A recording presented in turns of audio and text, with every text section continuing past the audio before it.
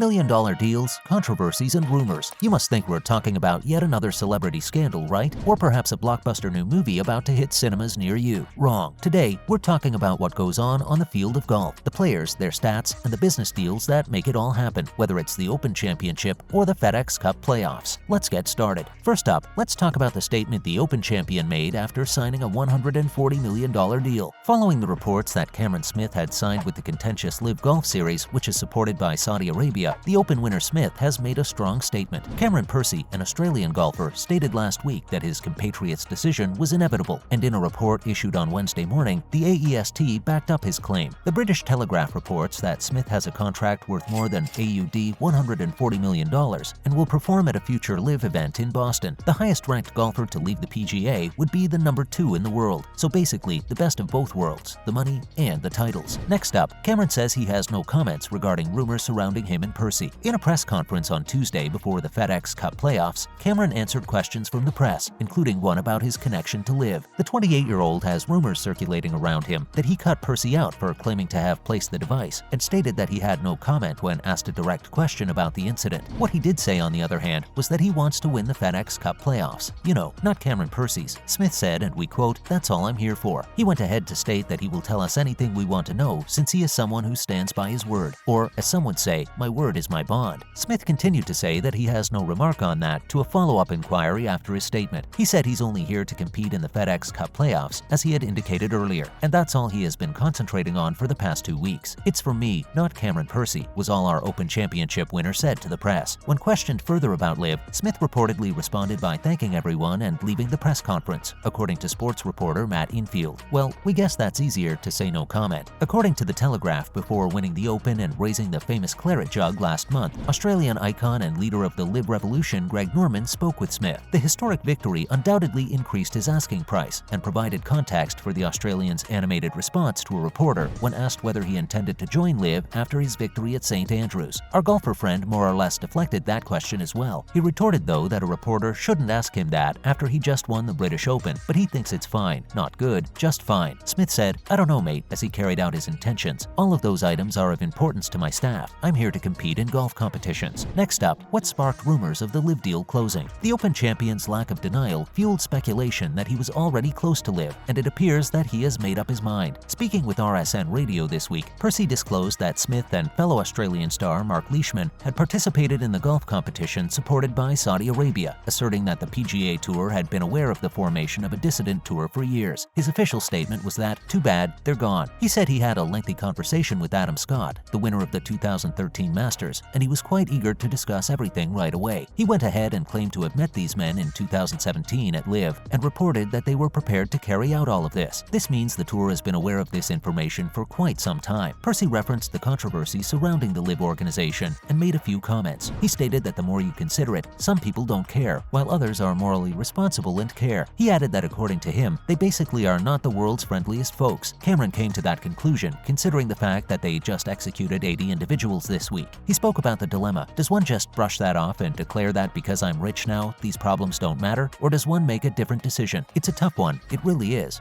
what Cameron Percy stated. Next up, let's have a look at the LIV PGA conflict. The LIV PGA conflict, according to Scheffler, is still a hot topic in the locker room. Because it's a decision that could change someone's entire life, there is a fair amount of discussion about it, he claimed. He stated that while he understands that they'd be independent contractors, at the same time, there are certain standards that one has to follow as part of an organization. When an individual goes on to join another tour and breaches the rules that they have out, it will definitely cause issues. Scheffler said that he would wait and see. Discussing who is departing and other related issues is undoubtedly a topic that circles the team. He also shared that he thinks there might just be a few more guys. Beyond that, no one knows so far. Now for some other news that might interest you. First up, a complaint filed by 3 LIV Golf players seeking entry into the FedEx Cup playoffs is addressed by the PGA Tour. 3 of the 11 LIV Golf players who filed a complaint against the PGA Tour last week asked to be admitted to the FedEx Cup playoffs, which start this week. On Monday, the Tour sent a 32-page response to the lawsuit, as well as a separate 7-page example of what it claims are false statements made by the LIV players. The court will hear a case on Tuesday in which the PGA Tour's decision to exclude Taylor Gooch, Hudson Swafford, and Matt Jones from the playoffs is challenged, and a mandatory injunction is requested. The 3 players filed the complaint on their behalf. The FedEx St. Jude Championship, which takes place this week in Memphis, Tennessee, is the first round of the FedEx Cup playoffs, and those 3 are hoping to be admitted. If they they hadn't been suspended, each of these players would have earned enough points to advance to the playoffs. The Tour's statement that 98% of its net income is distributed to players, competitions, and charity is particularly intriguing. The Tour claimed that allowing golfers who have been suspended from the LIV to compete for FedEx Cup playoff prizes would financially hurt players who have remained loyal to the Tour. The wider problem of the Tour suspending all LIV Golf players will not be addressed by the Tour's answer during the court hearings on Monday and Tuesday, but any conclusion in that case is likely to address the issue of the 3 players getting in or not into the FedEx playoffs. Next up, let's talk about the LIV trio being denied the spot. Gooch, Jones, and Swafford, who play for LIV Golf, are denied a spot in the FedEx Cup playoffs after a federal judge rejected their request for a temporary return to the PGA Tour. Hudson Swafford, Matt Jones, and Taylor Gooch are not permitted to compete. The PGA Tour season ends with the FedEx Cup playoffs. The 3 were barred by Tour director Jay Monahan when they competed in LIV events. The 3 golfers who joined LIV Golf after quitting the PGA Tour are not allowed to take part in the upcoming FedEx Cup playoffs, according to a Californian judge. The judge agreed with the PGA Tour's assertion that the players' argument for immediate relief was their own devising, and decided that they had failed to establish their claim of irreparable harm. Top 125 competitors advanced to the FedEx St. Jude Championships opening round at TPC Southwind in Memphis, Tennessee. Jones and Swafford are in position 65 and 67 respectively, while Gooch is now ranked 20th in the standings. The FedEx Cup, which features 3 tournaments over the final 3 weekends of the year, is the PGA Tour's season-ending playoffs. Tough luck to those 3. Last, Rory McIlroy returns to scene. Following the confirmation of his participation alongside his father in the Alfred Dunhill Links Championship, Rory McIlroy is scheduled to visit the location of his Open Championship misery the following month. McIlroy narrowly missed out on capturing his 5th major championship at St. Andrews in July. Instead, as we all know, the Australian golfer Cameron Smith, who shot an 8 under 64 to beat off overnight leaders Rory McIlroy and Victor Hovland, won the Claret Jug at the home of golf. Of course, the Northern Irishman, who had a lot of support going into the final round, found it difficult to accept. The 32-year-old will be able to exact some of the revenge he feels he deserves at the renowned Scottish course when he returns this September. That's a wrap on this video. What do you think about the ongoing lawsuit? Let us know in the comments below. Don't forget to like, subscribe, and press that bell icon to receive notifications whenever we post. And we will see you in the next one.